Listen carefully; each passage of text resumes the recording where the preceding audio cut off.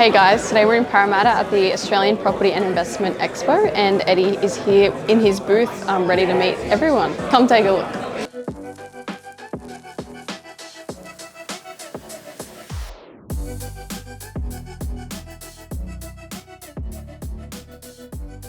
Pretty nervous actually. I've never even been to one of these expos, ever. And now we've got to speak at one, so cool. Brooke has prepared a little slideshow for me. Brooke's prepared a slideshow, which I'm just gonna freestyle.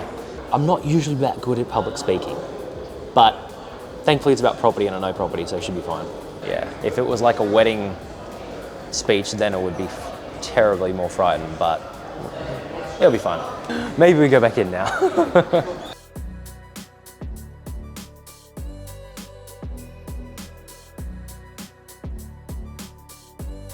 Thanks very much, Eddie. No, my pleasure. Thanks, mate. Hey, mate. Abdul, nice to meet you. Oh, nice to meet you. Hey, mate. Good, thanks. Nice to meet you. Pleasure meeting you, man. We've seen you all over the media, man. Oh, yeah?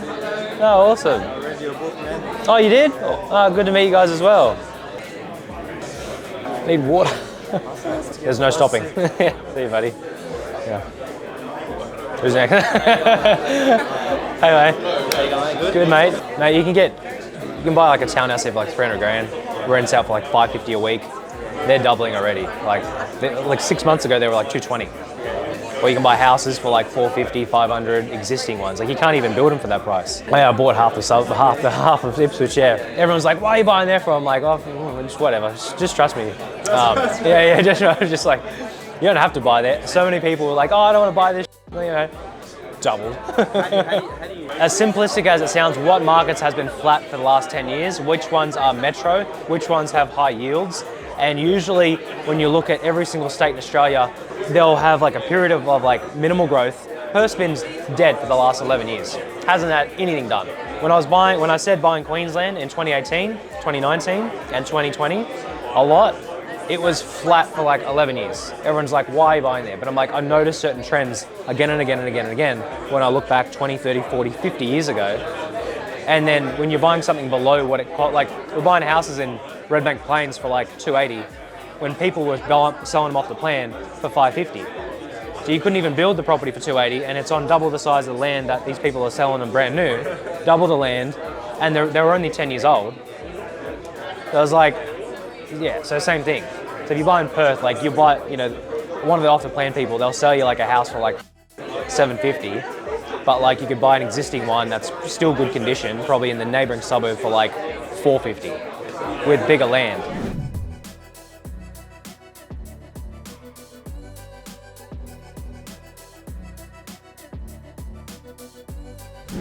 Forward, so I got 20 minutes. Yeah, but you have to be looking 15 minutes before.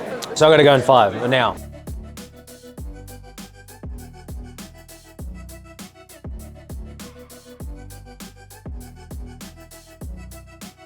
Shit. I have no idea what I'm going to say.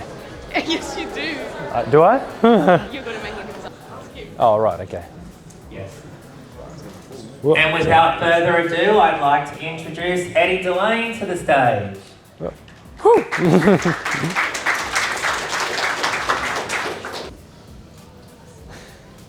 Wanted to thank everyone for coming today. I'm super excited to share with you just a little bit of information about how I built my property portfolio. I know I've spoke to probably a lot of people in the room already, and I'm very excited to share with you exactly how I did it, share with you tips, tricks and strategies on basically how I went from basically living in Housing Commission. I grew up in, for those of you who don't know, I grew up in Western Sydney in Housing Commission from Mount Druitt. It started with a massive drive that I wanted to be the first one to buy property and I wanted to get ahead financially in life. Under market value to me is basically buying a property where other ones are selling for more and mixing that with buying it in a very, very hot market where hypothetically we're buying a property for, let's say, 400,000 when you can see there's a lot of other properties on the market for 450, offers over 449 and so on and so forth. I've found from my experience that a lot of people, when they see the word property, they think of a house. And to me, a property is a property. It could be a house, could be a townhouse, could be a unit, could be a villa. Out of the 85, 86 properties I own, some are houses, some are townhouses, some are units, some are villas. The main three keys of how I bought them have always remained the same. Below market value, really high yield, and a property that's actually going to grow in value. You couldn't even go to Bathurst and get a 2-bedroom property for $243. You can't even build a granny flat for barely $243. Dirt, land doesn't cost that much. So to me, it's logic to me, but it's because I'm obsessed with doing this, and a lot of people might say it looks ugly, but it's fundamental, right? It's 2 bedrooms, it's brick, like 420.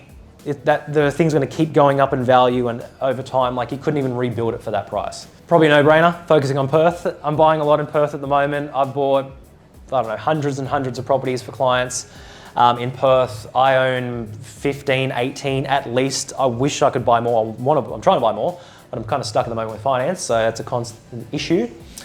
But Perth to me has all the capability of doubling in value, just like Queensland did. Wanted to wrap up. Thank you all so much for coming.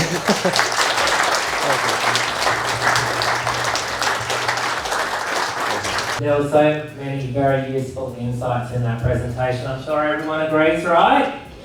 Woo! Wonderful. Yeah, no, my pleasure. Thank you so much.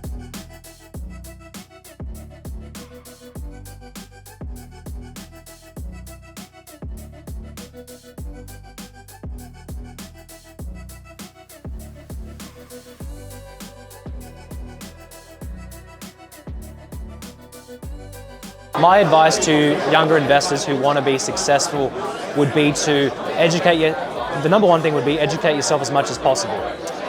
Learn from people who have actually done it before. Like read property investment books would be number one. I've got the book 30 Properties Before 30 you can read. You can get it for free today. So educate yourself about the right kind of strategy to buy. The next thing is don't wait. Don't wait to get in. You can get in with a 10% deposit or even a 5% deposit if you utilize lender's mortgage insurance.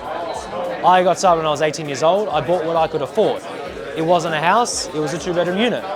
But buy what you can afford when you can buy and use it as a stepping stone to get in the market. You cannot outsave the market. The market will beat you if you try to continue to save and save to get the biggest house with the most bedrooms right away. So buy what you can afford, educate yourself. They'll be the top 2 things. There's not a lot of people.